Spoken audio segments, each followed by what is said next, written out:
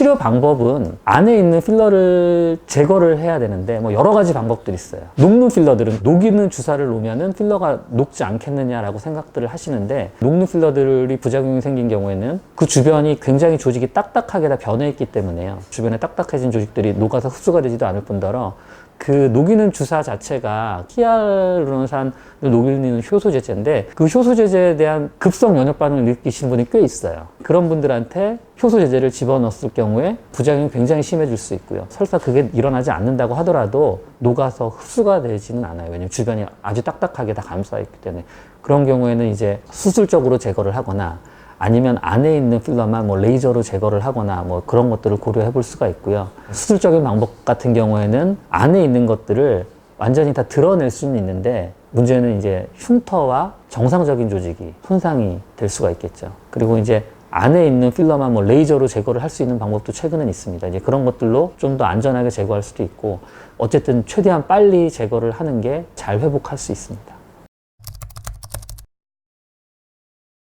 네, 있습니다. 일단 아까 그 급성 부작용 같은 경우에 가장 위험한 부위가 미간 부위예요. 눈 아래쪽하고 바깥쪽은 오히려 좀 괜찮고요. 이 미간 주위가, 거기에 이제 미간 주름이라든가 뭐 그런 것들을 피기 위해서 필러를 놨을 때 그 필러가 그 눈으로 가는 동맥을 막으면 진짜 실명되는 사례들이 보고되고 있고, 지연성 면역 반응에 의한 부작용들이 조금 잘 일어나는 데들은 어디냐면 분해돼서 흡수가 되기 쉽지 않은 부위들입니다.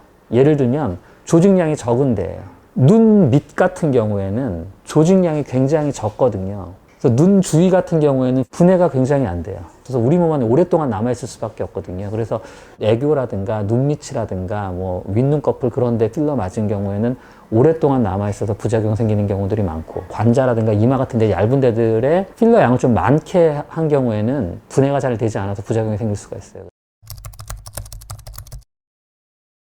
그런 말씀을 많이 들어요. 이제 이렇게 필러들이 부작용이 생길 수가 있고, 생기면 이렇게 치명적, 그런 말씀을 많이 들어요. 돌아올 수 없을 수도 있는데 그럼 맞지 말아야 되냐.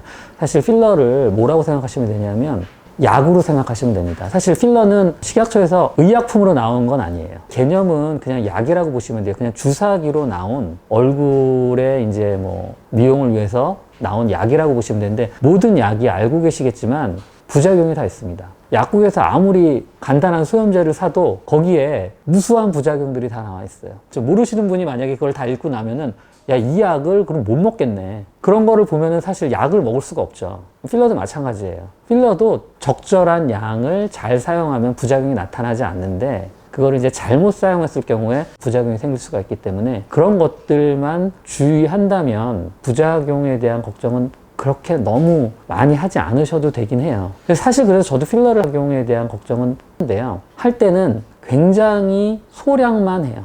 많이 맞지 않는 게 안전한 거기 때문에 욕심을 부려서 그거를 뭐 여러 cc를 많이 놓게 되면은 점점 부작용 생길 가능성은 늘어납니다. 욕심 안 부리고 뭐 주름을 핀다든가 뭐 볼륨을 채우더라도 그냥 살짝만 하는 정도라고, 그렇게 욕심 부리지 않으시면 될 것 같습니다. 저도 이것 때문에 요즘 좀 찾아봤는데 3cc라고 돼 있어요. 그러니까 사실 그 cc가 문제가 아니라 작은 부위에 1cc를 다 집어넣으면 그것도 부작용이 생길 수가 있다는 얘기예요. 넓게 집어넣으면 상관이 없겠지만 한 군데다 너무 많이 집어넣는 거가 이제 문제가 점점 더 생길 수가 있어요. 그것 또한 부작용 생길 가능성이 늘어납니다. 아까 제가 면역 반응이라고 말씀드렸는데요. 우리 면역 반응은 항원이 한 번 들어왔을 때보다 2번, 3번 들어왔을 때 면역 반응이 일어날 가능성이 점점 더 늘어나요. 필러도 마찬가지예요. 한 번 맞았을 경우에는 면역 반응이 생길 가능성이 그래도 굉장히 적은데요. 2번, 3번 맞게 되면은 감작이 되기 때문에 부작용 생길 가능성이 점점 늘어납니다. 같은 필러면 그나마 좀 나을 수도 있는데, 뭐 종류가 다르거나 뭐 그런 필러들을 맞았을 경우에 조금 더 부작용 생길 가능성들이 늘어나고요. 또 하나, 이제 필러 시술할 때 좀 주의를 해야 되는 게, 필러 자체는 굉장히 멸균된 상태인데 어떤 이유에서든지 뭐 세균이라든가 뭔가가 안에 섞여 들어가게 되면 그 세균에 의해서 안에서 또 염증 반응, 면역 반응이 일어나서 또 필러에도 면역 반응이 일어날 수도 있고요. 여러 번 맞는 것들은 굉장히 좀 주의하셔야 됩니다.